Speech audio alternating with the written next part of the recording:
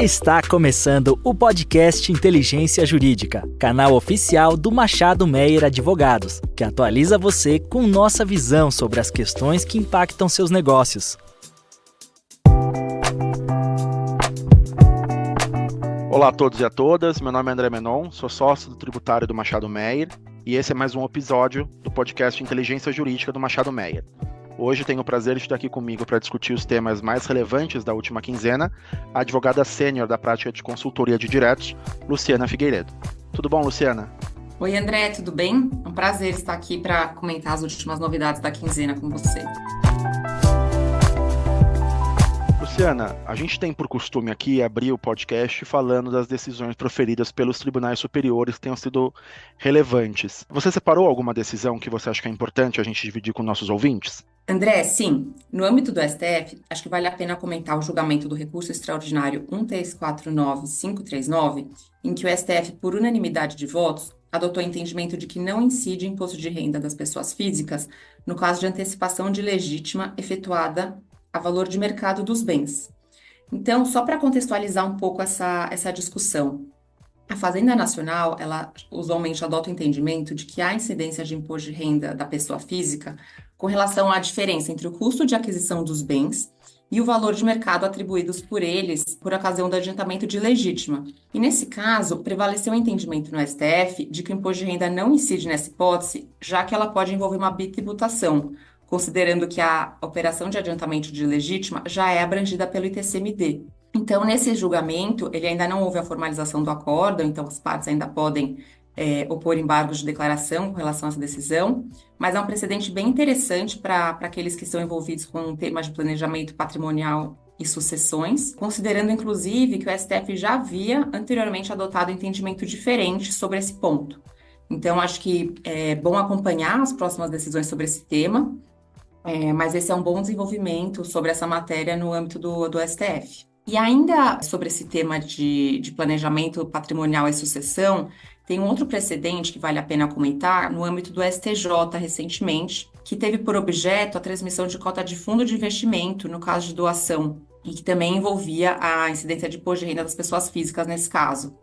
Então, nesse precedente, também bem interessante, o STJ proferiu uma decisão favorável no sentido de que é possível a transferência da cota de fundo de investimento com base no valor do custo de aquisição dos bens. E o que aconteceu nesse caso, né? Só para contextualizar um pouco. Os herdeiros, nesse caso, eles tinham solicitado a transferência de diversas cotas de fundo de investimento pelo valor de custo da declaração do imposto de renda da pessoa física. E nesse caso, ao implementar a transferência, o administrador do fundo informou esses herdeiros que essa hipótese geraria a incidência do imposto de renda da pessoa física, o que gerou essa discussão, a impetração de um mandado de segurança para discutir a matéria. E ao analisar a matéria, também na linha do que decidido pelo STF, o STJ adotou o entendimento favorável, né, para os herdeiros, concluindo pela não incidência do imposto de renda da pessoa física no momento de transferência das cotas pelo valor de custo, já que não existiria um evento tributável nessa transferência. Esse é um tema que também tem gerado bastante controvérsia, considerando que a Receita Federal, inclusive, emitiu uma solução de consulta no sentido contrário, o que gerou um pouco de dúvida com famílias e administradores de fundos sobre qual valor que eles deveriam adotar no caso de adiantamento de legítima ou doações. Então, essa decisão do STJ também foi bem interessante para quem atua nessa área e gera boas discussões para quem pretende implementar operações parecidas. Luciana, você acha que essa decisão vai fomentar alguma alteração com relação à interpretação do CARF com relação a esse tema? Ou você acha que ainda é cedo para a gente tirar alguma conclusão, porque essa não seria uma decisão de recurso em repercussão geral, repetitivo, nem simulada? Então, André, o CARF está vinculado às decisões do STJ em repetitivo, né, e do STF em repercussão geral. E nenhuma dessas decisões foi emitida nesse contexto, mas ela pode sim vir a influenciar outras decisões sobre esse tema. Legal. Com relação então a STJ e a STF, acho que esses eram os principais pontos, né? E com relação ao CARF, você tem alguma coisa que você acha que é interessante a gente comentar? Tenho sim, André. Eu acho que com relação ao CARF, tem um precedente que eu vou comentar que envolve a incidência de contribuição previdenciária sobre ganhos auferidos no âmbito de planos de stock option. E para quem acompanha de perto essa decisão, pode até estar pensando por que eu vou comentar sobre um acórdão do CARF quando em 11 de setembro de 2024 a gente teve análise da matéria pelo STJ em sede de recurso representativo de controvérsia, né? Mas eu vou chegar lá. Então, só para contextualizar essa discussão, a legislação tributária e previdenciária não prevê de forma expressa o tratamento tributário e previdenciário que deve ser dado para ganhos auferidos em plano de stock option. E a discussão, ela gira em torno da definição se esses ganhos têm natureza de remuneração, para fins de imposto de renda da pessoa física, as alíquotas progressivas, além das contribuições previdenciárias e encargos trabalhistas. Ou se, diversamente, os ganhos auferidos nesses planos seriam decorrentes de uma operação mercantil. Nesse caso, não teria a retenção do imposto de renda ou das contribuições previdenciárias, né, além dos encargos. E somente haveria incidência do imposto de renda caso o beneficiário futuramente vá vender essas ações e apure ganho de capital nessa venda. E esse tema, ele historicamente tem sido objeto de uma série de autuações pela Receita Federal. E essas autuações são direcionadas tanto para as empresas que aprovaram os planos, como para os participantes com relação ao imposto de renda, né? E essas autuações vão ser discutidas no âmbito do CARF. No CARF, esse tema sempre gerou muita controvérsia. Até que em setembro, a matéria foi analisada pelo STJ por meio do recurso repetitivo 1226, que envolve a natureza desses ganhos especificamente para fins de imposto de renda da pessoa física. E a decisão do STJ, para quem já acompanha de perto esse tema já sabe, ficou definido que os planos de stock option de natureza mercantil não geram a incidência do imposto de renda por ocasião do exercício da opção e aquisição das ações, já que nesse momento não haveria um acréscimo patrimonial auferido pelo participante. Então, o STJ fixou essa tese de que vai haver, nesses casos, a hipótese da incidência do imposto de renda somente na futura venda das ações, né? E aí, esses ganhos vão ser tributados na forma de ganho de capital, as alíquotas de 15% a 22,5%. Então, considerando que o tema foi julgado como repetitivo, ele deve ser aplicado para outros processos que tratem do tema na esfera judicial, e também esse tema deve ser aplicado pelo CARF após o trânsito em julgado da decisão, que ainda não aconteceu nesse caso específico. E é justamente por causa disso que essa discussão nos traz para o acórdão que eu vou comentar hoje do CARF, que foi julgado no dia 2 de outubro de 2024, então, posterior a essa análise do tema pelo STJ. E esse caso, de forma diversa do precedente do STJ, ele envolve a incidência de contribuição previdenciária sobre os ganhos auferidos nos planos de stock option. E nesse caso, prevaleceu o entendimento no CARF de que os ganhos auferidos nesses planos devem ser tributados como remuneração para fins de contribuição previdenciária. Então, nesse acórdão, o CARF ele faz uma análise bem detalhada sobre os elementos de onerosidade e risco que estavam envolvidos nesse plano e conclui que não se trata de uma operação mercantil. Então, embora o acórdão ele mencione o entendimento que foi adotado pelo STJ no repetitivo, o CARF realça o fato de que o caso não transitou em julgado, o que efetivamente vincularia o tribunal a aplicar o repetitivo, e ressalta também que o caso envolve a incidência de contribuição previdenciária e não imposto de renda da pessoa física, como visto também no STJ. Então, tudo isso para dizer que, mesmo depois do STJ ter analisado essa matéria por meio de um recurso repetitivo, isso não significa que ele vai ser aplicado indistintamente pelo CARF, que inclusive manteve a autuação nesse caso. Então, por conta disso, por mais que esse precedente do STJ ele tenha trazido uma certa segurança jurídica sobre a matéria e um certo conforto para os contribuintes que têm planos de stock option, ainda deve ter uma certa cautela no momento de aprovação de um plano ou mesmo de interpretação desse precedente.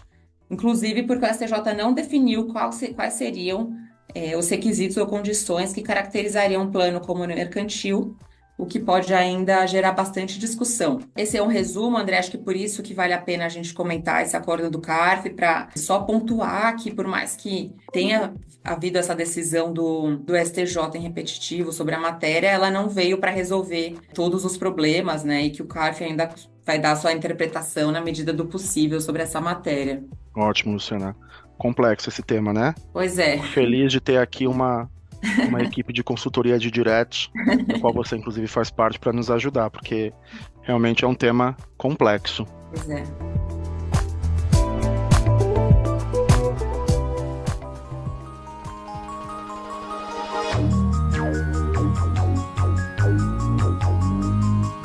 Com relação às legislações, né, as novas legislações que foram incluídas no ordenamento jurídico, eu queria trazer aqui 2 pontos. O primeiro ponto é a reabertura do Programa de Parcelamento Incentivado de 2024, o PPI 2024, pelo município de São Paulo. Esse parcelamento ele foi reaberto agora no dia 4 de novembro, e ele já havia sido aberto lá em abril de 2024 por meio da edição da Lei 18.095 e do Decreto 63.341.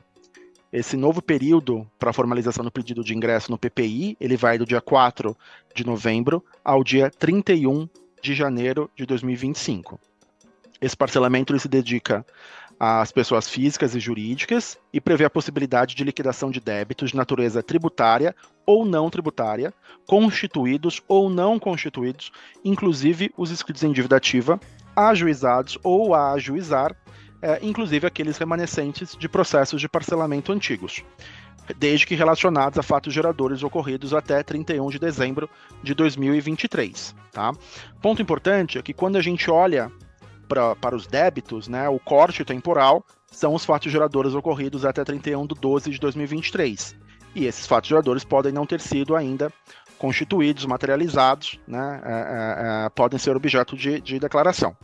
Entretanto, quando a gente olha para a multa por descumprimento de obrigação acessória, a legislação é expressa que somente pode ser incluídos no PPI caso esses débitos tenham sido lançados até 31 de 12 de 2023. Então, quando a gente olha para uma obrigação acessória, uma multa decorrente de obrigação acessória, aqui a gente já tem um encurtamento desse prazo.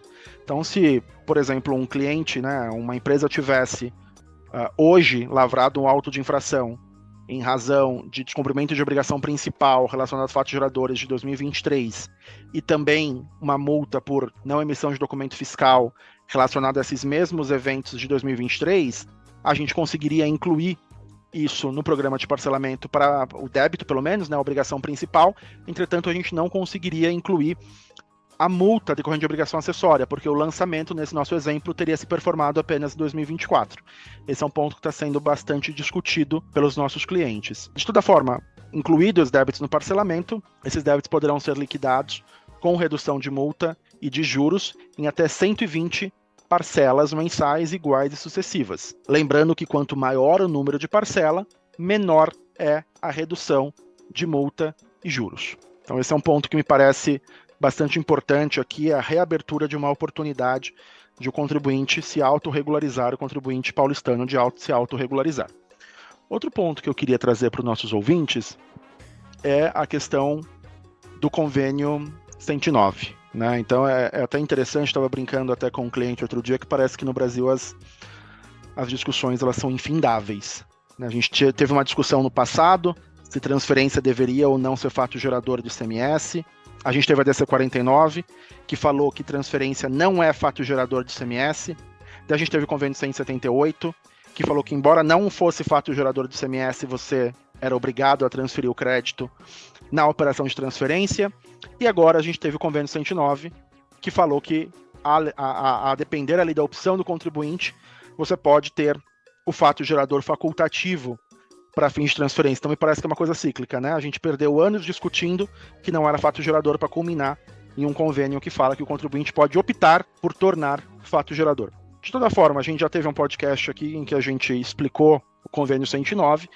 O que eu queria trazer agora é exatamente a internalização desse convênio que está sendo feita por alguns estados. Então, a gente já teve a positivação do convênio 109 na legislação do Maranhão, por meio da Resolução Administrativa 22 de 2024. A internalização ela se deu ipsis literis pela redação do convênio. Tá? A gente teve também a internalização na legislação da Paraíba, por meio do Decreto 45.772 de 2024. Nesse estado também a internalização se deu ipsis literis com relação à redação do convênio 109, mas nós tivemos também a internalização desse convênio no estado de Pernambuco e de Minas Gerais. Em Pernambuco, a gente teve a edição do Decreto 57.603, que internalizou o convênio 109 na legislação do estado.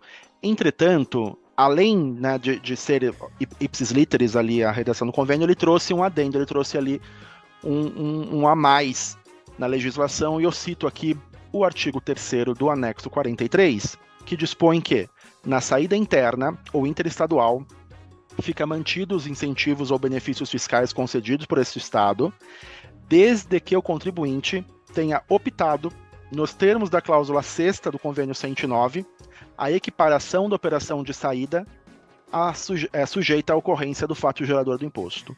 Ou seja, o Estado de Pernambuco, ele está, além de internalizando o convênio 109, deixando claro ali que somente os contribuintes que fizerem a opção pela cláusula 6ª, que é fato gerador facultativo, tá, podem fruir de benefícios fiscais.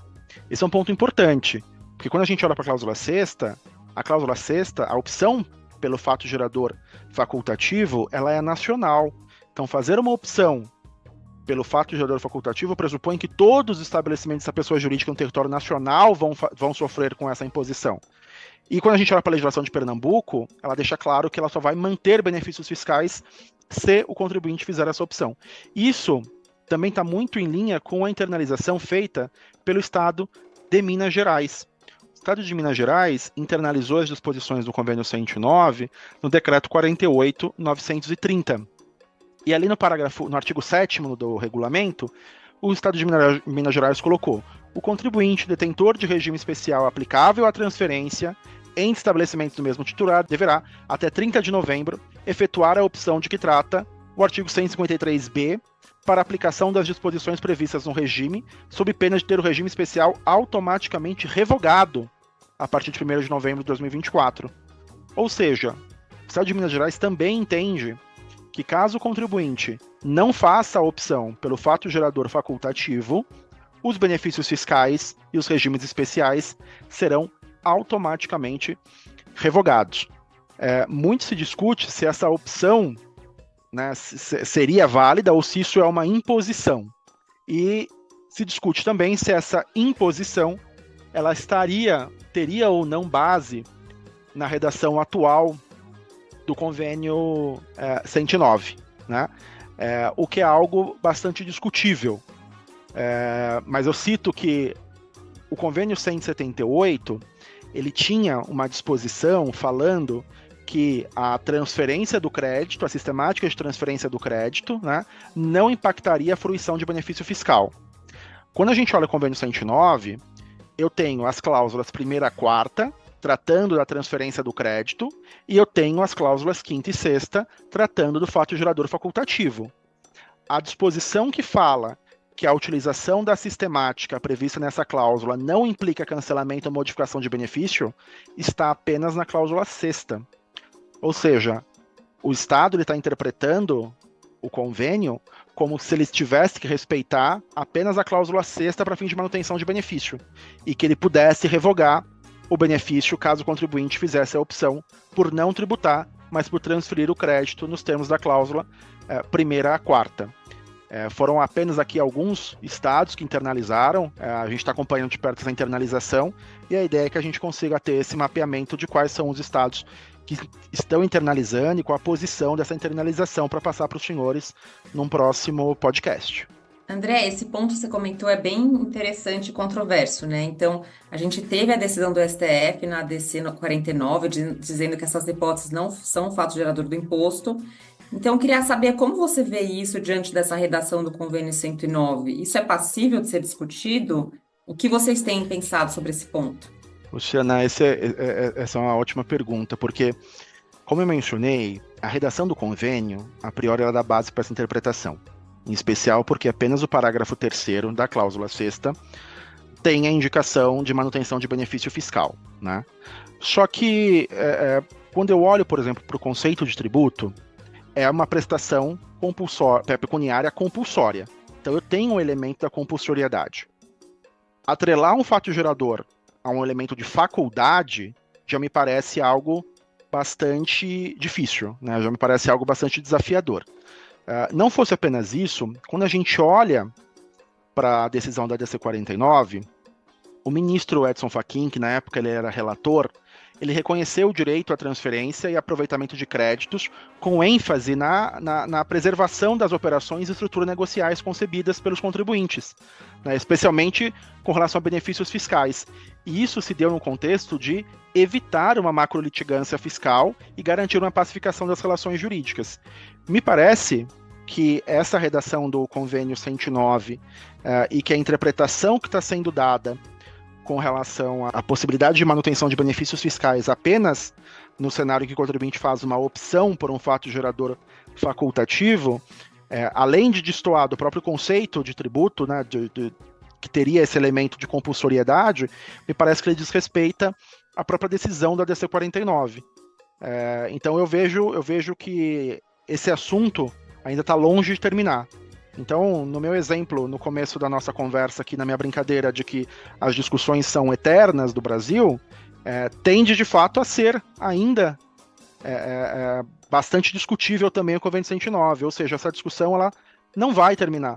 Muito provavelmente a gente vai ter a finalização do ICMS lá em 2032, né, em razão da reforma tributária, o PLP 68, antes da gente ter efetivamente uma definição com relação a essa discussão do ICMS nas transferências de mercadorias em estabelecimentos do mesmo contribuinte. Então é triste, mas me parece que esse, de fato, vai ser ali a configuração final. A gente teria a finalização do ICMS antes da finalização das discussões de ICMS. Pessoal, acho que esses eram os principais pontos que a gente gostaria de trazer para vocês. Queria agradecer novamente aqui a presença da Luciana. Obrigado pelos seus comentários, Luciana, pela explanação que você fez com relação às decisões, bastante esclarecedoras aqui. E queria agradecer também aos nossos ouvintes. Esperamos vocês num próximo episódio. Obrigado. André, super obrigada. É um prazer estar aqui para discutir esses pontos com vocês e até a próxima.